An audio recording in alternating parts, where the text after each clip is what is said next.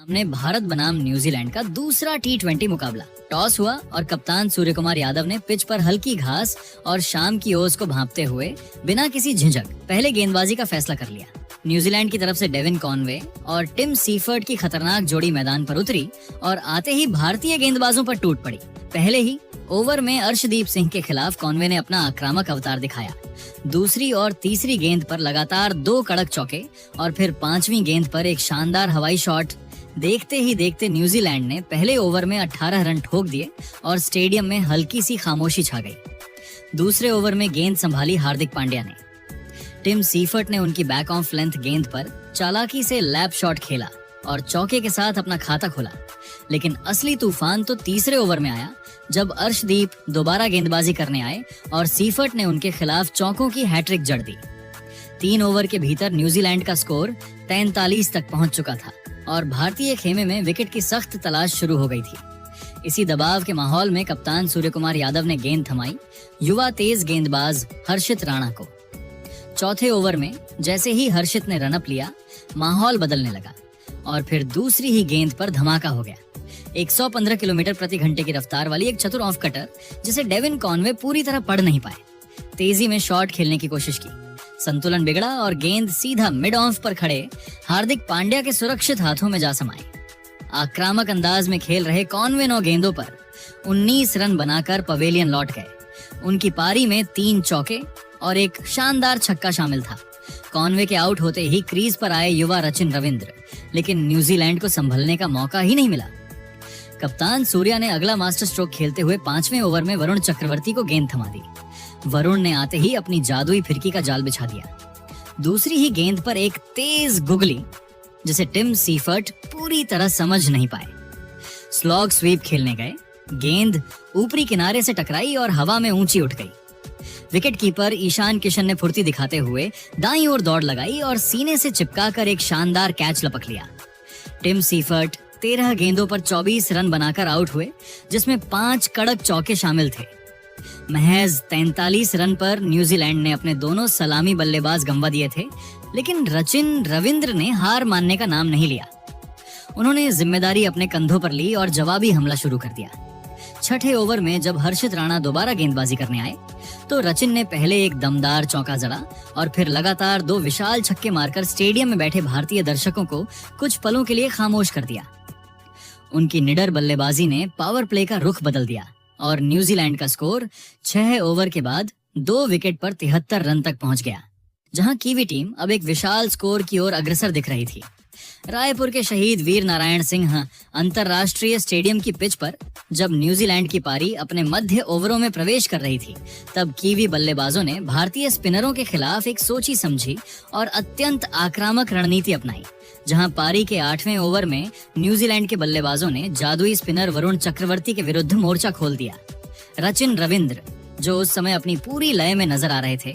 उन्होंने वरुण चक्रवर्ती की रहस्यमय फिरकी को भांपने में जरा भी देर नहीं की और घुटनों के बल बैठकर 2 लगातार गेंदों पर स्लॉग स्वीप का ऐसा प्रलयकारी प्रदर्शन किया कि गेंद 90 मीटर से भी अधिक की दूरी तय करते हुए सीधे स्टेडियम की दूसरी मंजिल पर जा गिरी, जिससे रायपुर के हजारों दर्शक हक्के बक्के रह गए और अपनी सीटों से खड़े होने पर मजबूर हो गए।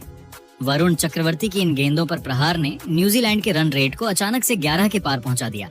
जिससे भारतीय कप्तान सूर्य कुमार यादव के चेहरे पर चिंता की लकीरें साफ देखी जा सकती थीं। खेल के 9वें ओवर में रनों की इस सुनामी को रोकने के लिए फिरकी के असली जादूगर कुलदीप यादव 9वें ओवर में पहली बार गेंदबाजी करने के मोर्चे पर आए, लेकिन न्यूजीलैंड के विस्फोटक बल्लेबाज ग्लेन फिलिप्स ने उनका स्वागत किसी औपचारिक भूमिका के बिना ही कर दिया। ग्लेन फिलिप्स ने कुलदीप की पहली ही फ्लाइटेड गेंद पर लॉन्ग ऑन के ऊपर से एक गगनचुंबी जड़ा और उसके तुरंत बाद अपनी शारीरिक शक्ति का प्रदर्शन करते हुए 2 लगातार कड़क चौके बटोरकर कुलदीप यादव जैसे दिग्गज गेंदबाज की लाइन लेंथ को पूरी तरह से तहस नहस कर दिया। हालांकि कुलदीप यादव ने एक अनुभवी योद्धा की तरह तुरंत अपनी रणनीति बदली और ओवर की अंतिम गेंद पर एक बहुत ही धीमी और जादुई गुगली फेंकी, जिसे ग्लेन फिलिप्स पूरी तरह से पढ़ने में चूक गए। फिलिप्स ने उस गेंद पर भी एक और बड़ा हवाई शॉट खेलने का जोखिम भरा प्रयास किया, लेकिन गेंद बल्ले के ऊपरी किनारे पर लगकर हवा में लहरा गई, जिससे ग्लेन फिलिप्स बैकवर्ड पॉइंट पर तैनात फील्डर हार्दिक पांड्या को एक आसान कैच थमाने के कारण 13 गेंदों पर 19 रनों की एक संक्षिप्त मगर तूफानी पारी खेलकर आउट हो गए। उनकी इस पारी में 2 दर्शनीय चौके और एक विशाल शामिल था। ग्लेन फिलिप्स के इस महत्वपूर्ण विकेट ने भारतीय टीम को एक बहुत बड़ी राहत दी, लेकिन न्यूजीलैंड के बल्लेबाजों का आक्रामक रुख जरा भी धीमा नहीं पड़ा और खेल के 10वें ओवर में जब part time spinner Abhishek Sharma 10वें ओवर में गेंदबाजी करने के लिए आए तो अनुभवी डेरिल मिचेल ने उन पर जवाबी हमला बोल दिया। डेरिल मिचेल ने अपनी शारीरिक ताकत और अनुभव का बखूबी इस्तेमाल करते हुए अभिषेक शर्मा की अंतिम 2 गेंदों पर एक्स्ट्रा कवर और मिड ऑफ की दिशा में 2 लगातार कड़क और बिजली की रफ्तार वाले चौके जड़े, जिसने यह स्पष्ट कर दिया कि कीवी टीम आज किसी भी भारतीय गेंदबाज को सेट होने का मौका नहीं देगी। न्यूजीलैंड की इस निडर बल्लेबाजी ने भारतीय स्पिन आक्रमण की रणनीति को पूरी तरह से बैकफुट पर धकेल दिया था और 10 ओवरों की समाप्ति के बाद न्यूजीलैंड की टीम एक बहुत ही मजबूत और विशाल स्कोर की ओर तेजी से अग्रसर हो चुकी थी, जहां रायपुर की सपाट पिच पर अब रनों की बारिश रुकने का नाम नहीं ले रही थी। इसी के साथ न्यूजीलैंड की टीम ने 10 ओवरों की समाप्ति के बाद 3 विकेट के नुकसान पर 111 रनों का एक प्रलयकारी स्कोर खड़ा कर दिया, जहां रचिन रविंद्र 19 गेंदों पर 36 रन पर नाबाद थे और उनके साथ डेरिल मिचेल 6 गेंदों पर 12 रन पर नाबाद क्रीज पर खूंटा गाड़कर खड़े थे। न्यूजीलैंड की इस आक्रामक बल्लेबाजी ने भारतीय कप्तान सूर्यकुमार यादव की चिंता बढ़ा दी थी, क्योंकि कीवी टीम अब 220 से भी अधिक के स्कोर की ओर अग्रसर दिख रही थी। पिच अब पूरी तरह से बल्लेबाजी के लिए स्वर्ग बन चुकी थी और भारतीय स्पिनरों के लिए इन दोनों सेट बल्लेबाजों को रोकना एक बहुत बड़ी चुनौती साबित हो रहा था, जहां पूरा स्टेडियम न्यूजीलैंड के इन बड़े हिट्स को देखकर सन्न रह गया था। खेल के 11वें ओवर में रहस्यमय स्पिनर वरुण चक्रवर्ती गेंदबाजी करने के लिए मोर्चे पर आए, जहां रचिन रविंद्र ने उनकी एक बाहर जाती गेंद को बड़ी ही खूबसूरती के साथ फ्लैट बैटेड शॉट खेलकर चौका बटोरा और न्यूजीलैंड की रन गति को बनाए रखा। इसी ओवर की 5वीं गेंद पर भारतीय कप्तान सूर्यकुमार यादव ने एक एलबीडब्ल्यू की अपील पर रिव्यू लिया, लेकिन गेंद का प्रभाव स्टंप्स के बाहर होने के कारण भारत ने अपना एक महत्वपूर्ण रिव्यू गवा दिया और न्यूजीलैंड के बल्लेबाज सुरक्षित रहे। 12वें ओवर में मध्यम गति के गेंदबाज शिवम दुबे 12वें ओवर में गेंदबाजी करने के लिए आए और उन्होंने अपनी तीसरी ही गेंद पर न्यूजीलैंड के सबसे अनुभवी मध्यक्रम बल्लेबाज को अपने जाल में फंसा लिया, जिससे डेरिल मिचेल एक धीमी ऑफ कटर गेंद पर बड़ा शॉट खेलने के प्रयास में मिड ऑफ पर हार्दिक पांड्या को कैच थमाने के कारण 11 गेंदों पर 18 रन बनाकर आउट हो गए। उनकी इस पारी में 3 कड़क चौके शामिल हैं। इसके तुरंत बाद 13वें ओवर में फिरकी के जादूगर कुलदीप यादव 13वें ओवर में दोबारा गेंदबाजी करने के लिए आए और उन्होंने न्यूजीलैंड के सबसे सेट बल्लेबाज रचिन रविंद्र को अपनी फ्लाइटेड गेंद पर चकमा दिया, जिससे रचिन रविंद्र एक वाइड गेंद का पीछा करने के प्रयास में शॉर्ट थर्ड मैन पर अर्शदीप सिंह को कैच थमाने के कारण 26 गेंदों पर 44 रन बनाकर आउट हो गए। उनके इस शानदार पारी में 2 चौके और 4 गगनचुंबी शामिल हैं। लगातार 2 ओवरों में 2 बड़े विकेट गिरने के बाद न्यूजीलैंड के कप्तान मिचेल सेंटनर और मार्क चैपमैन ने कीवी पारी को फिर से पटरी पर लाने की जिम्मेदारी संभाली, जहां सेंटनर ने 14वें ओवर में वरुण चक्रवर्ती के खिलाफ एक भाग्यशाली चौका बटोरा। खेल के 15वें ओवर में कुलदीप यादव 15वें ओवर में अपनी गेंदबाजी का कोटा पूरा करने आए, जहां मिचेल सेंटनर ने उनकी एक फुल टॉस गेंद का बखूबी फायदा उठाया और एक कड़क ड्राइव लगाकर चौका बटोरा, जिससे न्यूजीलैंड का स्कोर 15 ओवरों की समाप्ति के बाद 5 विकेट के नुकसान पर 151 रनों तक पहुंच गया। पारी के इस आधे पड़ाव पर मार्क चैपमैन 7 गेंदों पर 7 रन पर नाबाद थे और उनके साथ कप्तान मिचेल सेंटनर 11 गेंदों पर 17 रन पर नाबाद क्रीज पर डटे हुए थे। भारतीय टीम ने इन 5 ओवरों के अंतराल में 2 महत्वपूर्ण विकेट छटकाकर न्यूजीलैंड की रनों की रफ्तार पर लगाम लगाने का काम किया,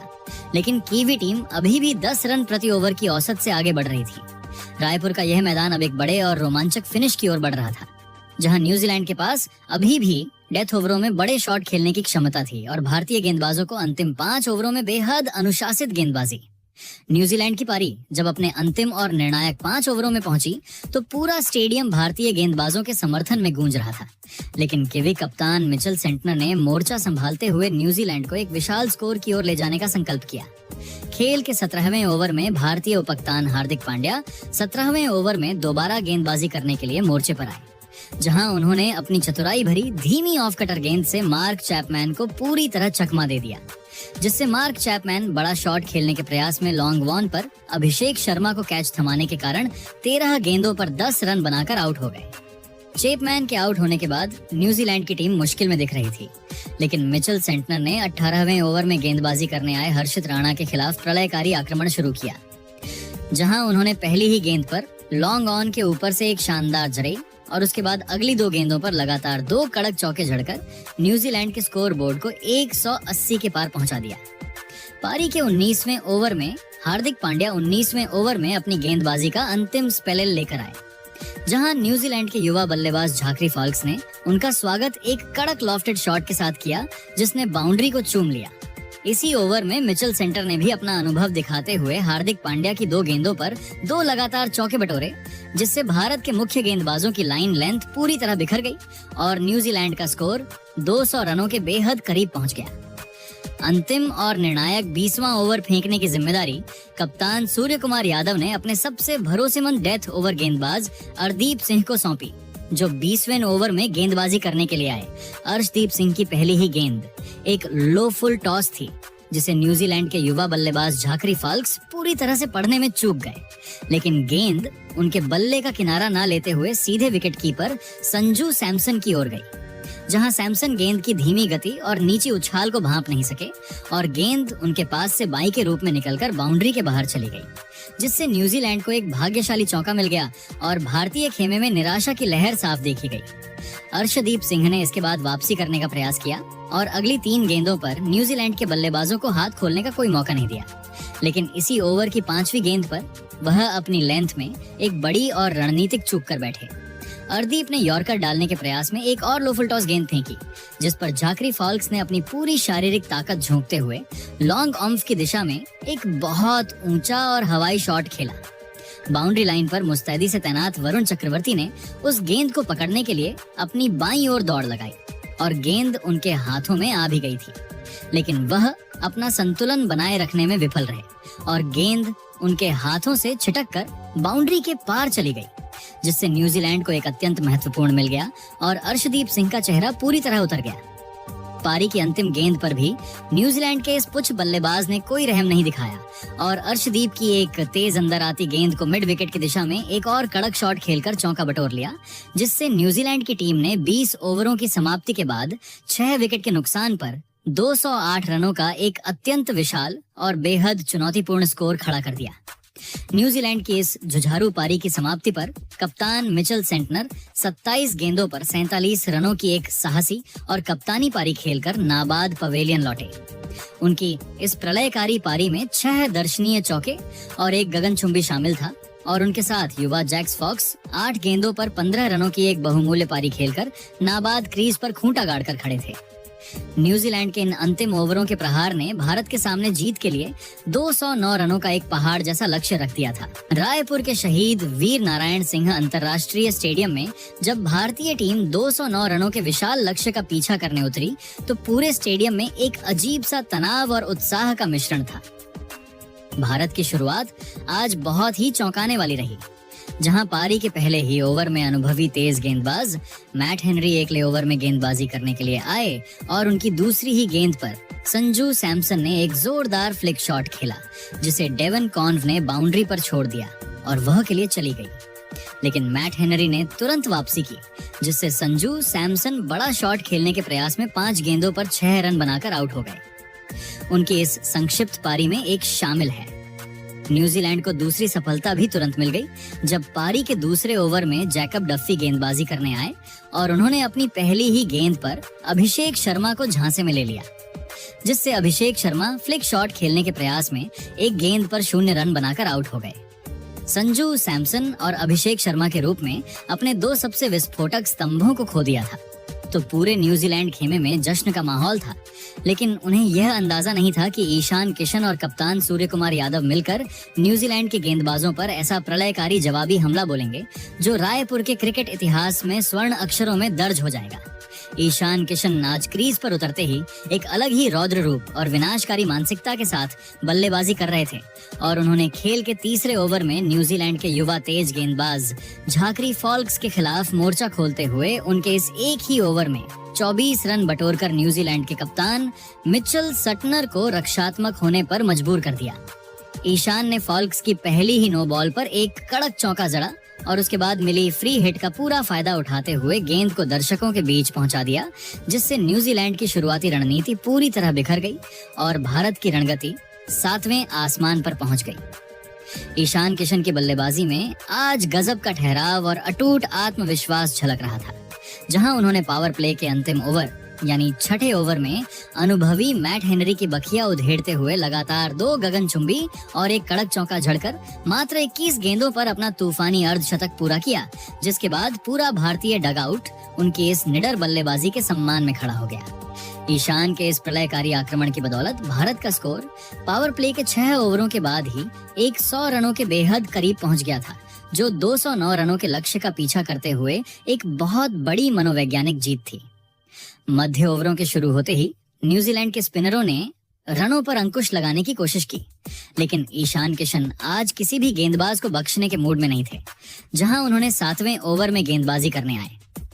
अनुभवी लेग स्पिनर ईश सॉ के खिलाफ अपनी तकनीकी श्रेष्ठता दिखाते हुए एक शानदार रिवर्स स्वीप के जरिए चौका बटोरा और फिर अगली ही गेंद पर एक फ्लैट जड़कर भारतीय टीम को जीत की एक बेहद मजबूत स्थिति में पहुंचा दिया।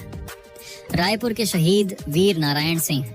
अंतरराष्ट्रीय स्टेडियम की दूधिया रोशनी में जब ईशान किशन न्यूजीलैंड के गेंदबाजों पर कहर बनकर टूट रहे थे, तो दूसरे छोर पर खड़े कप्तान सूर्य कुमार यादव ने भी इस बहती गंगा में हाथ धोने का निर्णय लिया और कीवी आक्रमण की धज्जियां उड़ाना शुरू कर दिया। सूर्य कुमार यादव ने ईशान की अतिशी बल्लेबाजी को देखते हुए अपने गियर बदले और मैदान के चारों ओर अपने सिग्नेचर शॉट्स का ऐसा प्रदर्शन किया कि न्यूजीलैंड के कप्तान मिचेल सटनर असहाय नजर आने लगे। खेल के 8वें ओवर में जब युवा तेज गेंदबाज फॉक्स 8वें ओवर में दोबारा गेंदबाजी करने के मोर्चे पर वापस आए, तो सूर्य कुमार ने उनका स्वागत किसी बेरहम योद्धा की तरह किया, जहां उन्होंने फॉल्क्स की पहली ही गेंद पर एक कलात्मक कवर ड्राइव लगाकर चौका बटोरा। सुअर का यह प्रलयकारी रूप यहीं नहीं रुका और उन्होंने अगली 2 गेंदों पर भी फॉल्क्स की गति का इस्तेमाल करते हुए लगातार 2 और कड़क चौके झड़कर न्यूजीलैंड की गेंदबाजी लाइनअप को पूरी तरह से तहस नहस कर दिया। फॉल्क्स के इस ओवर में न्यूजीलैंड की पूरी रणनीति बिखर चुकी थी और सूर्य कुमार यादव ने ओवर की अंतिम गेंद पर घुटने टेककर विकेट कीपर के पीछे एक ऐसा गगनचुंबी झड़कर यह साबित कर दिया कि क्यों उन्हें मौजूदा दौर में दुनिया का सबसे खतरनाक और अनप्रेडिक्टेबल टी-20 बल्लेबाज माना जाता है। इसी ऐतिहासिक और महंगे ओवर के दौरान भारत के 100 रन भी पूरे हुए,